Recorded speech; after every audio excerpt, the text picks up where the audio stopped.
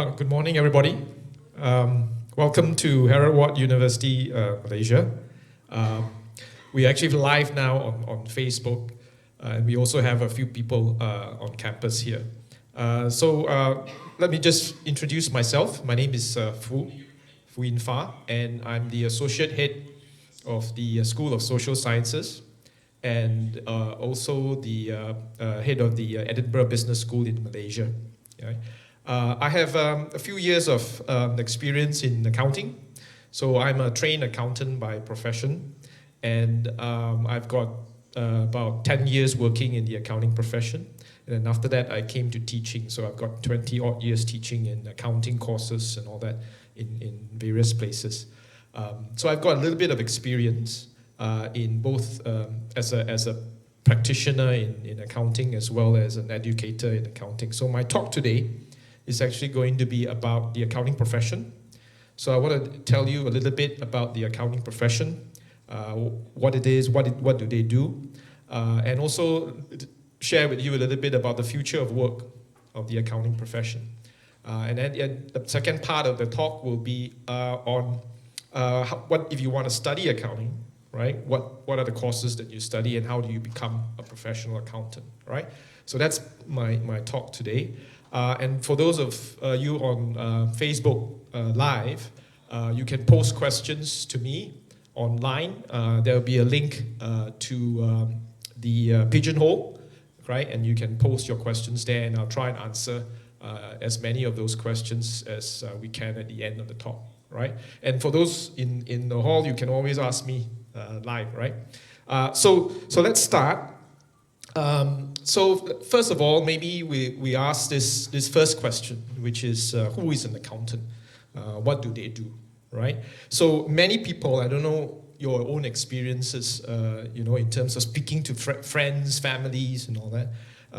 Who is an accountant? What do they do, right? So the traditional tendency is that accountants are boring people. They are bean counters, They sit around just keying figures into the computer, ensure things balance, They must, and they are very particular, okay? They are very particular about things being in the right place, and they all, all the figures must be balanced, right? So that's the maybe the conventional view of what an accountant does. Yeah. And it doesn't help that in many motion pictures, in many films from Hollywood, they portray accountants, in quite a unique manner, right? So those of you who watched The Accountant, and you've watched the movie, and the movie is about this accountant who is a little bit unique in character, a little bit OCD, and he goes around and has this double life and all that. And then if you go back to an older film, Untouchable, many years ago, I don't know whether some of the younger people here would have watched it.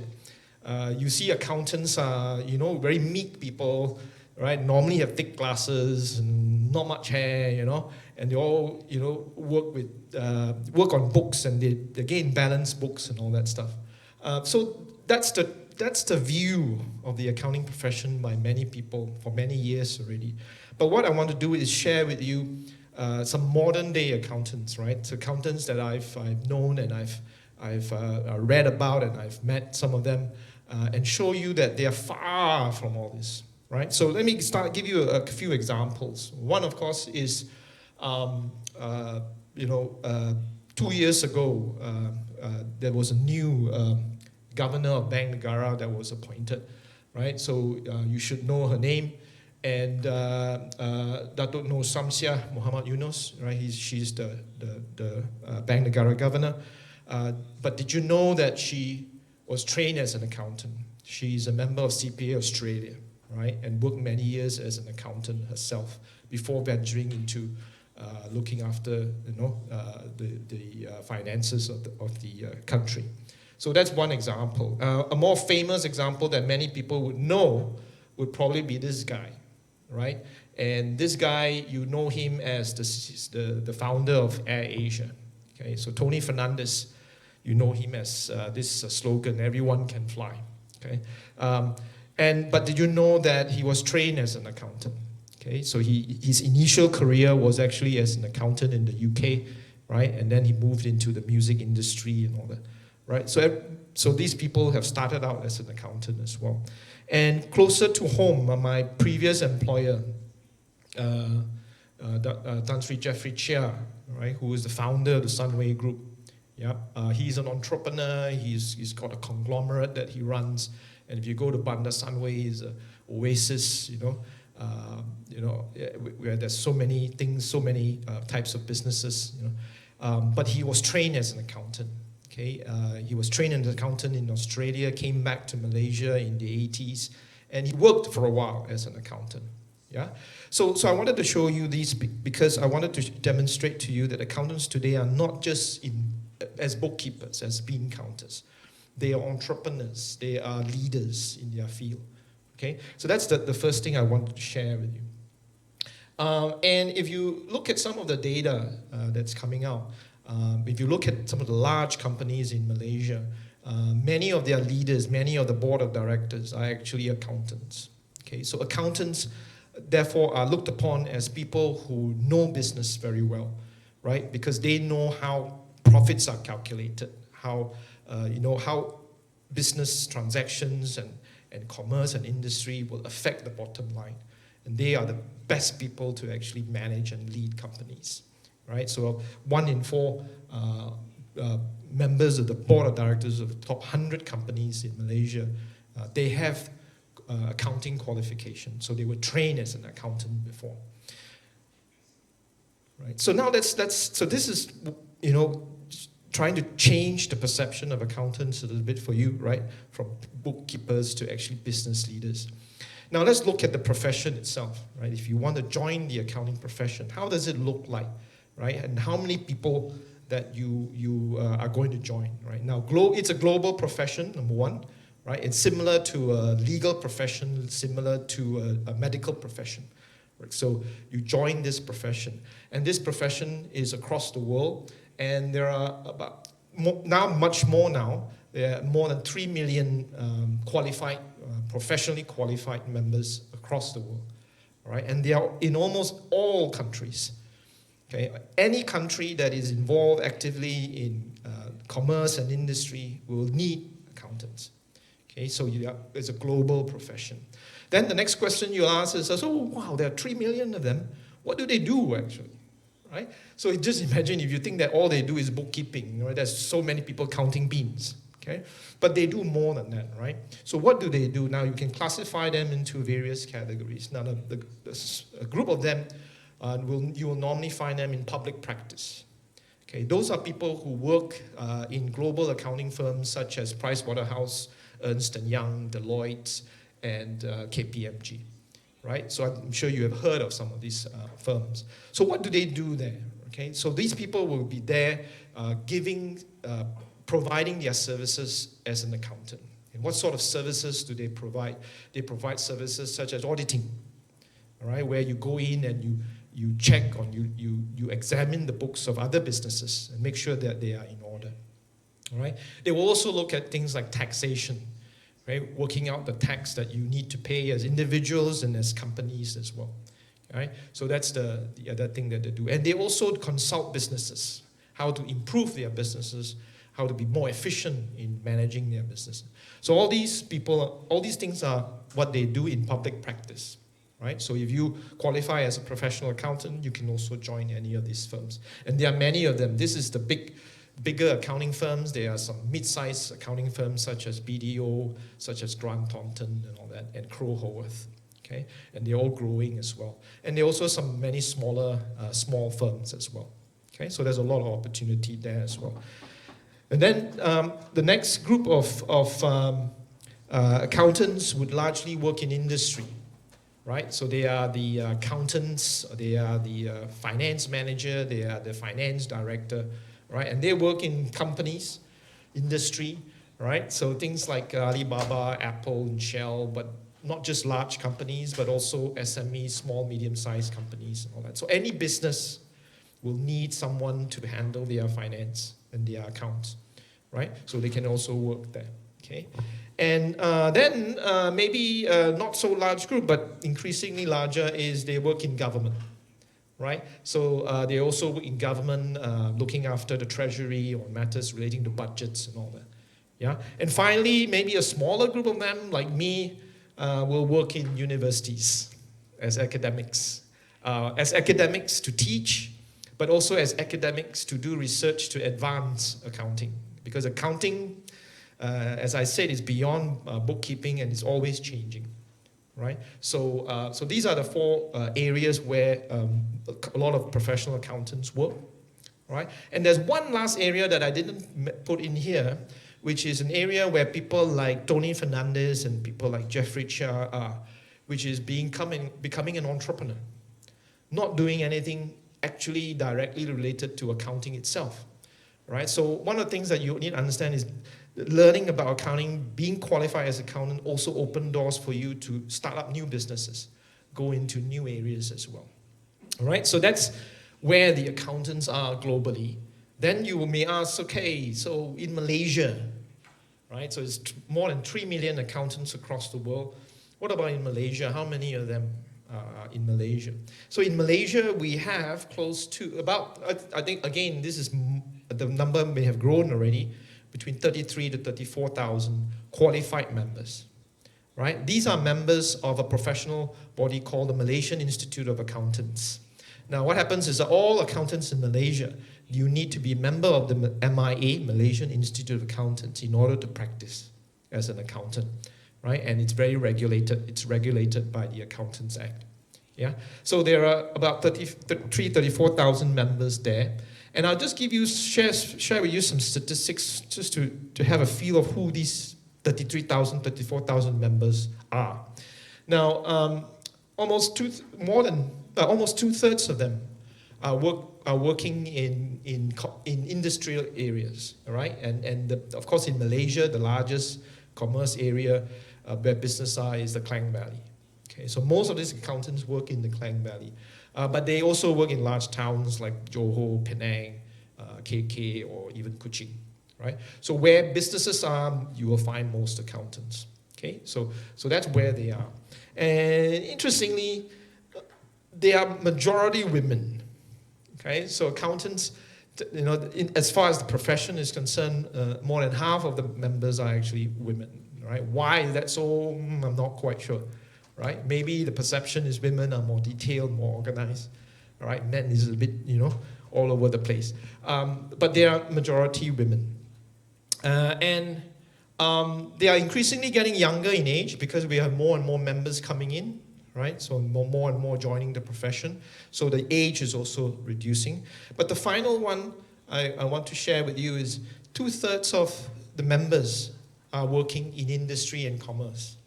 I mentioned to you just now in companies, large companies, multinational. It is probably right in the sense that the technology will take over a lot of the work. All right? But these are going to be recurring work, repetitive work. Okay, it's not necessarily going to take over all the work of the accounting profession. Now, what happens is that ACCA did a study a few years back, right? And they looked at the situation and then they projected and they looked at the future. And they came out with a report which says that what are the factors that is impacting the accounting profession and what's the prospect for the accounting profession moving forward. And I want to share a couple of things from there. Number one, what are the drivers of change, right? So there are 3 drivers of change that will impact the accounting profession. One is that because of all these, many years ago in 2008, there was a huge financial crisis, right? That impacted the financial sector, the banks and all that. Even before that, there's a lot of crisis about mismanagement of companies and all that. So there's now increasingly regulating the governance of companies, all right? And the people most affected, not just the companies, but the accountants, because they are now increasingly looking towards the accountants to provide the leadership and the governance, all right? So there's more reporting needs to be done. And the reporting is not only financial in nature, it's non-financial as well. So if you want to become a good accountant, it's not just numbers. Numbers is very important, but you also need to know how the numbers link to business, how to link to the society and the community. All right, so there's more regulation and governance, and there's a higher expectation of the accounting profession. The second impact to the accounting profession is that it's no longer, isolated into countries, because companies are being global now. Right? Even a small SME now will source materials from somewhere else, in China, in different countries. All right, so you will need to deal and work with people in different cultures. And when you come up with policies, you understand the impact to various countries. So you need to understand different cultures, right? So that's the second thing that we need of professional accountants, that you are not just looking at numbers, but understand cultures and economies in different countries and different regions. And finally, the last one, which is perhaps, if not most important, is the technology. It's going to change the way we do accounting, right? So it's no longer, focusing on bookkeeping, because a lot of the information can be done by technology. It's more now about interpreting the numbers, advising the CEOs or board of directors what to do with those numbers, right? It's also reporting not just numbers, but how all these numbers integrate together. All right, so technology has impacted the way we do accounting, but it doesn't eliminate the accounting profession at all. Right? So with all these three changes, right? First things first, it transforms the old way of doing things. Okay, so things like reporting, bookkeeping, right, which is traditionally what people think accountants only do, will be reduced in terms of what we do. All right, and a lot more technology is going to be involved. Okay, so this part of the job will be eliminated to some extent, which is not necessarily a bad thing, right? Because it's, some people would think that keying numbers on the computer is quite a boring work. Yeah, it's repetitive, day in, day out, it's the same thing, right? So technology is being used to replace that, so that we can have more time to do more forward-looking things. So it's going to transform the way accountants do things, and the future skills that we need for the accounting profession will include all of these things. Right? So if you look at it, I'll speak about a few of them. Is accountants tend to look into the past, previously. Okay, we just look at what happened in the past, we record it down, and we report it. All right, but increasingly now we are asked to look into the future. All right, project. And even valuing, okay, we are asked to now value things that we record, assets that we report, using future values, not just past or historical values, right? So it has to be forward-looking. You have to be strategic now. You have to be business-minded. You cannot just look at the numbers alone, okay? And there's a lot more professional judgment, because artificial intelligence and computer can take over a lot of the repetitive work, but it cannot take away professional judgment. So professional judgment is going to be very important. And then your character, your integrity, your independence, because increasingly heavier responsibility is placed on accountants to safeguard the value and assets of the organization. So you need integrity, right? More reason to have integrity. You have to be multicultural now. All right, so you need to go into an environment where you learn about working with people from different cultures, right, which looks at things slightly differently. And lastly is leadership and communication. So many people think that accountants, when I want to do accounting because I don't have to speak and I don't have to communicate with people, right? And traditionally, accountants are in the back room. Okay, but as I've shown you now, the three examples of modern accountants today is that they are forward-looking, they are front-facing. They're not just backdoor, backroom people. So your leadership and your communication skills need to be strong as well. So this is the image, the future of the accounting profession, right? And if you have those characteristics, then the profession is really, really, suited for you. So now maybe the question is that, so how do I get on board, right? So how do I study for this profession? How do I join this profession? And I guess most of you, some are doing UAC, some are maybe you got your SPM results and you've got lots and lots of A's, it's overflowing A's, and you're thinking, so what do I do next if I want to join the accounting profession? Now, normally for the someone want to start out in accounting and want to start studying accounting, they're often in the dilemma. Okay, what are the dilemma is that they often have two routes that they are considering, right? One route is what we call the professional route. So after SPM, for example, you may be thinking, oh, I want to do ACCA, right, full time.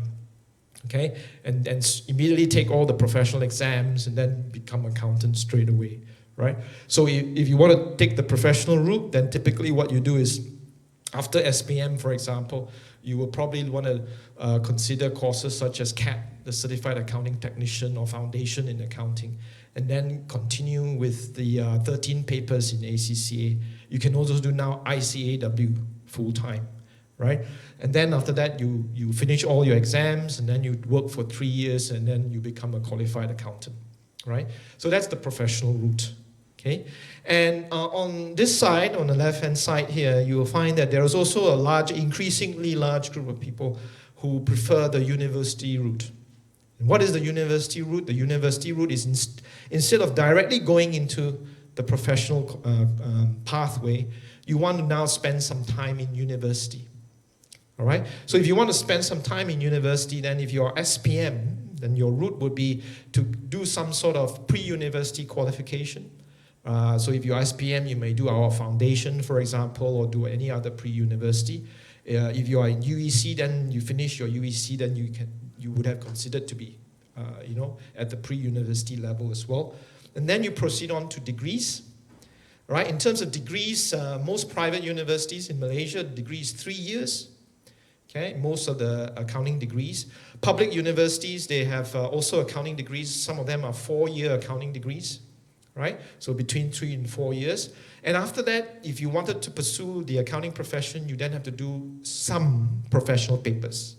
But you don't have to do all of them, all right? So you get exemption. So for example, for ACCA, there are 13 papers. You normally get 9 papers exempted, and you do another 4 papers, all right? And after that, you can then start working, gain your experience, and you become a professional accountant. So these are the 2 pathways that most students will have to face, especially in Malaysia, and maybe uniquely in Malaysia, right? Because other countries, some countries, they only have university route. So how do you choose, right? So what's your choice like? Now, I don't have an answer for you, okay? But what I do have is, I have 3 questions that you will have to ask yourself in order to make that choice. Right? So what are the 3 questions? The 3 questions. The first 2 questions, maybe the parents will answer, right? Because it has to do with cost. Okay? And related to cost is duration. Okay? So it's a cost and duration thing. Of course, the longer you are, then the higher your cost. Okay? Now, I won't go into too much detail. You can ask me, you can do Q&A later on, but in terms of cost and duration, if you look at the professional pathway, if you go to the professional pathway, potentially you can do it faster, right? How much faster is that if you want to do ACCA, for example, you can do the ACCA 13 papers in about 2 years' time. Possible, right? But provided everything goes smoothly for you. I always joke that, the sea must be calm like the Putrajaya Lake, all right? And your boat just, goes straight. But if you suddenly have turbulence, then it might take a bit longer. Okay, so in terms of duration, it can be fast, if you want to do the professional pathway, and therefore the cost would be lower, right? So in the university program is 3 years sometimes. So if you go to public university, it's 4 years. Okay, so minimum is 3 years, and most university programs are maybe the cost is rather high, right, compared to the professional courses. So this 2, if you just focus on these 2 criterias, most of you, if you have constraint in finance and all that, may consider the professional pathway. But it's the third consideration that probably will make the deal, right? And what is that third consideration is your experience itself. So what are you looking for in the next 4 to 5 years of your learning? All right? Because the experience is going to be different. Okay? Let's start with the professional experience. So if you're going to go full-time, focusing on professional papers, then your experience will be that it's very exam-based. right? It's most of the time 100% exam. They're 100% exam. But some colleges and some institutions might put in some coursework in there, but it's largely exams. And it's very highly technical in nature with accounting and finance, right? So you have to be good in that, and you have to be good in exams. Okay? Some are very, fantastic exams. Some, get very nervous and stressful in exam. So it's about exams and preparing for your exams and doing past exam questions, right? So that's largely the description of your experience if you're doing professional. But if you're going to do university education, right, then it's more than that. Okay? So it's more holistic in nature, right? And what you do is you not only look at the technical side, and of course there are exams, but the exams are spread out. So you've got coursework component as well as final exam component. And in the coursework, you will actually do projects. You will work with people. Remember, I told you that you're not a backroom person. You have to know how to work with people that may not want to work with you, right? So you learn that skill, okay, by working in teams. And you do communicate, you do reports, you do research, you do reports, you present the reports, right? So you practice a lot of things, okay? So the experience is very different. So the question is, what sort of experience do you want? And whether you can afford to pay for that experience or not.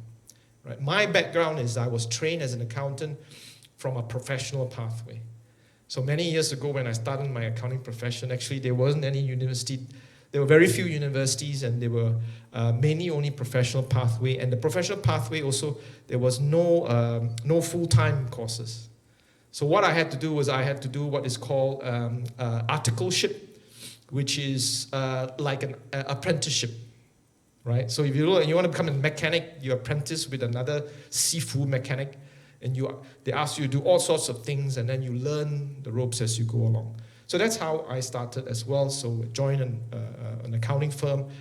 They pay me very, very little, but I had to do a lot of things. But what they did was they trained me. They gave me courses, and I took the professional exam. So my background is really from a professional pathway. I never went to the university until I did my master's and my PhD. Right? But when I now teach and I look at the university education experience, how I wish I would have experienced that myself, right? The only challenge, of course, is that it's an expensive pathway, okay? So that's something you need to consider. So in summary here is that between a university pathway and a professional pathway, both pathways will give you the same outcome in a way, because you will come out qualified as an accountant. All right, but your learning experience is different. Okay, so that's your choice. What learning experience do you want? Right now, I'm going to come to probably the last few slides.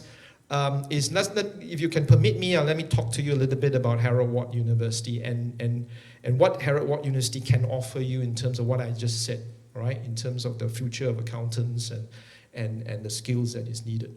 A little bit of history with Heriot-Watt University. It's a really old university with a good, fantastic reputation. Next year we'll be celebrating our bicentennial, right? And we started out really in the 1800s, 1821. And if you study history around that period sort of mirrors what we are experiencing the last few years here, right? Excluding COVID-19, but the last few years here, where everyone was talking about Industrial Revolution 4.0, which is the onslaught of artificial intelligence and technology and all that. Now, during that time, it was also a transformation time. It was a time that the economy, it was transforming from a farming economy, agriculture-based, right, into industrial-based. Right? Because during that time was the time when they first invented machines that can manufacture things at the large scale. All right? So people were also thinking, okay, I can't do farming anymore. What do I do, right? And how do I join this manufacturing people working? I don't have the skill. So Heriot-Watt was formed actually to provide knowledge, provide skills, to transfer, to move people from an agriculture-based economy into an industry economy, industrial-based economy. So we started out as that, and we were very applied in nature. We don't only teach theory, we of course teach theory, but we also teach application, how it's applied. So that's a little bit of background of that. And we are in 3 locations, 3 main locations, right? So there are several campuses in Scotland, but our main campus in Scotland is Edinburgh, right? And then after that, we opened our Dubai campus, I think more than 10 years ago maybe, right? So Dubai, we also have a significant campus, and about 7-8 years ago, we set up Putrajaya campus, right? So we are in 3 locations, and if you look at it, 3 different cultural environments as well. So you've got the European culture, the Middle Eastern culture, and of course, Malaysia, truly Asia, right? So that's our location. I want to share with you and propose to you a program that we have that directly trains professional accountants. It's called the Masters of Arts MA Honours in Accounting and Business Finance, right? Some of you say, oh, that's an MA, yeah. But in Scotland, it's quite unique. We are called an ancient university, and we were one of the few universities were given the permission by the king at that time to actually offer Masters of Arts at undergraduate level. Right? So let me be clear, this is not a postgraduate program, it's actually an undergraduate program. Okay? So it's a 3-year undergraduate program. It's got double specialization or major in it. It majors in accounting and business finance. Now this program is accredited by the relevant professional bodies. So our curriculum meets the standards of the profession, and you will therefore get a maximum exemption from these professional bodies. Right, so we have accreditation from ICAEW, ACCA, and CP Australia. All right, CIMA is more focused. It's a Chartered Institute of Management Accountants, so it's more focused on management accountants. Management accountants are those accountants that work in business, all right, and look at costing and budgeting, etc. So we have maximum exemptions from there. So for example, again, I'll just mention ACCA. So in ACCA's case, the exemption is a maximum 9 papers. And then you do another 4 papers, all right? And similar, the others are quite similar as well. In fact, for some of the professional bodies, you can also do your professional papers, 1 or 2 of them, during your final year as well, all right? So this is fully accredited by the professional bodies. Now, so what do we teach in there? So what sort of courses, what are things that you learn in there? I'll divide it into 3 things that you learn there. So number 1 is you will learn knowledge in accounting. So you study things like financial accounting, management accounting, taxation, auditing, right? You also study finance, okay? Corporate finance, financial management. But you also study non-accounting subjects such as law, such as statistics, and organizational behavior and things. So you also study, you have a firm foundation in business as well, okay? Not just specifically in the technical side of accounting. You don't just know it as by reading it and all that, you will also practice it, so you also know how to apply these knowledge and theories, all right? So and you do that in tutorials, in workshops. You also can join us in terms of if you want to start up anything, you can also help and mentor you in starting up things, all right? But the third thing we also offer, and third thing that you should always try to find in university education is this thing called being, right? And being, what does that mean? Being, well, seems like a very, very, flashy word, being, right? Very philosophical, okay? What that means is that you will also learn about how to strengthen your character building itself, how to be resilient, how to have a purpose in life, right? So that you are driven by this purpose, so that you are more resilient in your outlook. So we also have a program that helps you do that as well. And given the challenge that the accounting profession is facing with increasing governance and regulation, increasing globalization, you need strong people with strong characters leading these companies, okay? So you study all these 3 things. And for the being part, I just want to talk a little bit about that. We have a program called the Empower Program, right? And this Empower Program is embedded across all our degrees, right? And it has a formal program in the first year. The first semester that you join, you will be starting that Empower program. And that Empower program will help build your character and your resilience. And I'll give you an example. One of the first things that we ask you to do in the Empower program is when you come in is that to ask you, who are you and what's your purpose in life, right? And ask you to write out what we call an impact statement. An impact statement is how are you going to impact the world, impact others? What are you going to do for the rest of your life? Right? Why is that important? Because of we believe strongly in what Mark Twain said many years ago, and he says that the two most important days in your life. Right? The first day is when you were born. So all of us, when we are born, you are important, you are valid. Right? No one is more important than others. Right? So all of us, when we are born, there's a purpose, and we are here for a purpose, so it's an important day. But the second day is equally important, which is the day you find out your purpose in life. All right, what are you here for? And you must find that out. Some of us find it out quite late, so I found it out when I was in my almost 40s. Okay, but then I didn't know about Heriot-Watt, so I didn't come to Heriot-Watt University. But in Heriot-Watt University, we sit you down and we said, think about it. What is your purpose? And how will you impact? You may change that. That's fine. But you start thinking about it. So this is what we are doing, playing a small role in trying to ensure that students are not only knowledgeable and they know what to do, but they have the right mindset to actually achieve those goals. Right? So that's what we have.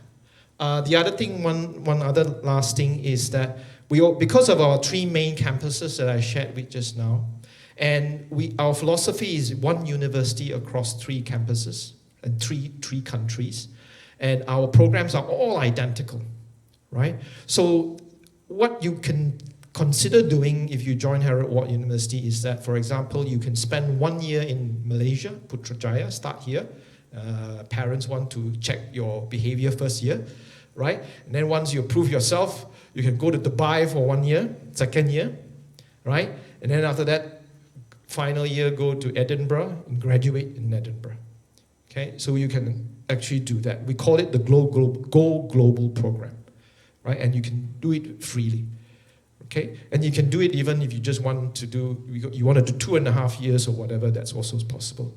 And similarly, you'll have a lot of Scottish students from Edinburgh now come over because they love the sunshine and also Malaysia, then they can go to other countries as well. So we have a lot of Scottish students on campus as well. So the point I'm trying to make here is that, again, Heriot-Watt University is playing its role in ensuring that your learning experience is multicultural, right? So you don't mix with, your Malaysians or even Asians. Okay, you mix with quite a diverse group of people. So that's our Go Global program. So that's my talk so far for the day. I have a few minutes left. So let me just summarize before I open to Q&A. So what I talked to you about is that the future of work is bright for the accounting profession. We need more accountants, not less of them, but we need the right skills. And the right skill set is not just knowledge in technical matters, but also in business and good soft skills, strong character and personality, right? Because it is a leadership position that you take on when you become an accountant, yeah? And it's no longer a bookkeeping job, okay? So we are not afraid of technology. Technology is going to make life easier for us in a way because not so much easier, but I think is we don't have to do repetitive work, so it's less boring in that sense. But we now have more exciting, forward-looking, strategic things that we need to do. So I'm pretty, positive and encouraged by my own profession. Okay, I think it's on the right track. And second part of it is, what do you do? How do you study, right? So remember about the two pathways that you have. Okay, the two pathways is university pathway and the professional pathway. That's your choice, right? I never like to interfere with the choice. But the big question is, how would you want to learn the next 3 to 4 years? What sort of experience do you want? all right, and you have money to spend, then you know what to do. Okay, and I've shared with you a little bit about the programs that we offer at Heriot-Watt University. Right, so thank you for hearing. Thank you, people on Facebook. If there's anyone, I'm not sure. So open for questions now. So we've got audience here in the room, and if you want to ask any questions, you can ask me directly. So audience in Facebook, you can ask questions on Pigeonhole. So I got a couple. Let me give the people in the room, right? Since they are very brave today, they came here. So do you have any question in the room before I go to the Pigeonhole? So we cannot have this dead sound on Facebook Live, right? So what, going once, going twice, going 3 times, right? No, okay. So anyway, if you want to add on to the question, just raise your hand. But let me go into some of the questions. Okay, so I think what I'll do is I'll go to questions based on votes. So you guys at home, if you want the question answered, please go and vote. So the first question is, if I want to be a remisier, should I have an accounting degree? You don't really need an accounting degree to become a remisier. A remisier is someone that look at stock recommending buying and selling of stocks and all that. You don't really need an accounting profession, an accounting degree to do that. An accounting degree, of course, accounting degree itself may help you, because if you may need to understand the financials of the company in order to look at investing in that company. So it helps, but do you really need it? You may just need the accounting degree, but you don't really need the accounting profession. You don't have to pursue the professional bodies, right? But the knowledge might help you, but it's really not compulsory as far as I'm concerned. But it does help. Second question here is, what is an auditor? Do I need to be an accountant to be an auditor, or I can just be an I can just have an accounting degree to be an auditor? Now, to become an auditor, so first, who is an auditor? An auditor is someone that is required by law to go and inspect, right, and check the financial reports and also the internal controls of another company, right? So it's mandated by law that you need to do that. All companies need to have their financial reports audited and checked. Okay, why? Because these reports, especially for large companies, for public listed companies, people rely on this report to invest in your company, right? So if your report is not reliable, there are inaccuracies in there, I put money in your company, I lose money, right? Because the information is not right. Okay? If you're a smaller organization, then why do you need an auditor? Because maybe you want to borrow money from the bank, and therefore the bank needs to know what your financial position. So they need something that is reliable, not just you give them anything that you think, So again, someone needs to check. So therefore, the role of an auditor is ensure reliability.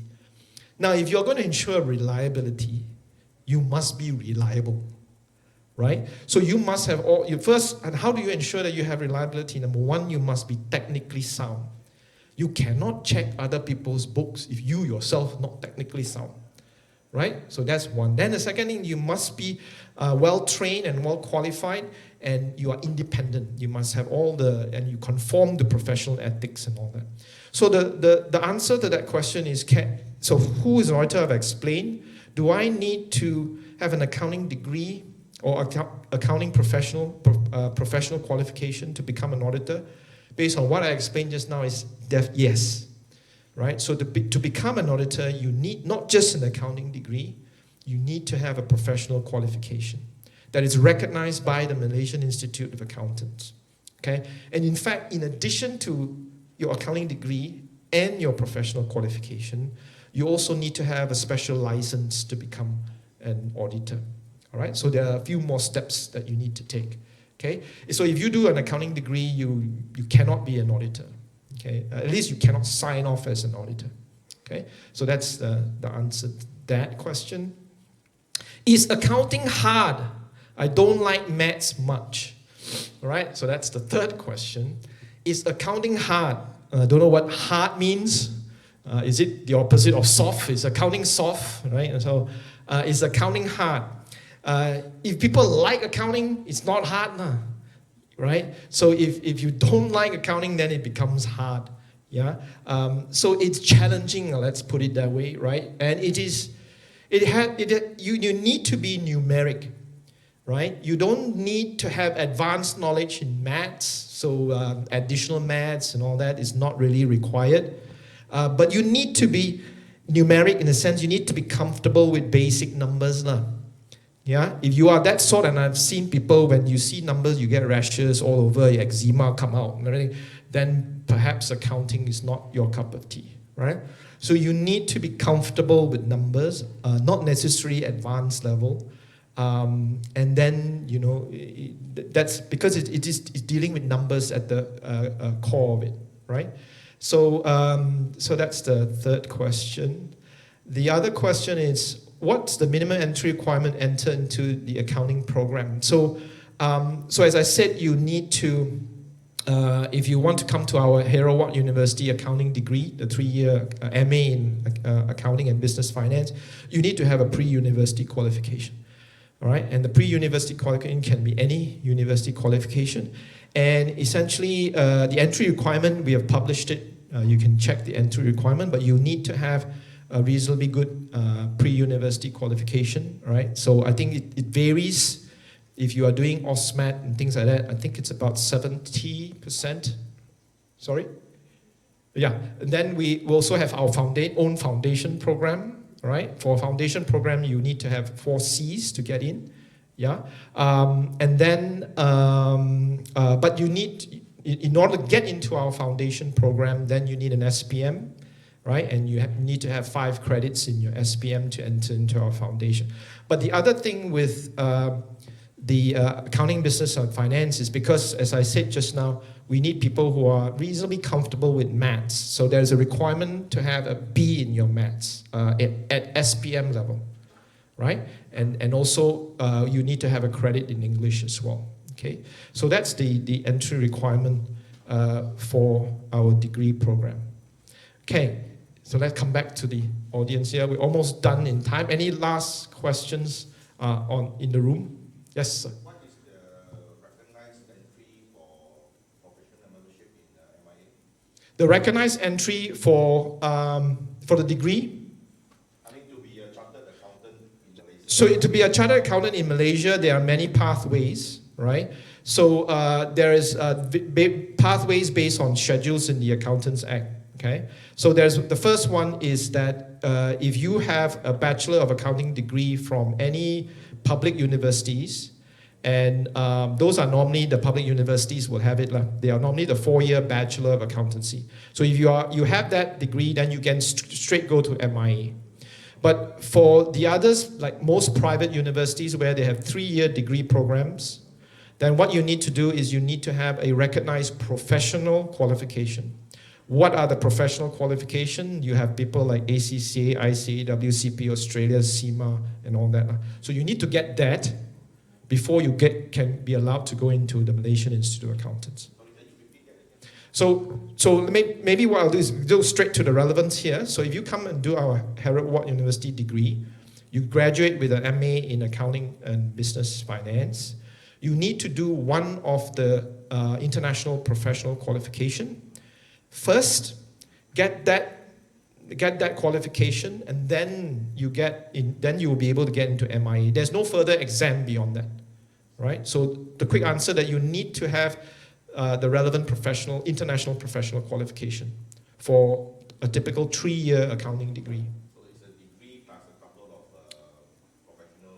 So it's a degree plus one of the professional bodies. Anyone will do, right? And then you become MIA. Which are the professional bodies? ACCA, ICAW, CIMA, CIMA, CPA Australia, yeah. Sorry? UK is under ACCA. Yeah, ACCA and ICAW is UK. CIMA is also UK. CPA is Australia, obviously. Yeah. American ones, no. Yeah. All right. I think so. So I think our time's up. For those who are around, we can still continue to have discussions. But for those on live on Facebook, I thank you all for tuning in and listening. I hope it's been useful to you guys. And I'll see you guys around, hopefully in Heriot-Watt. Come over. See you. Bye.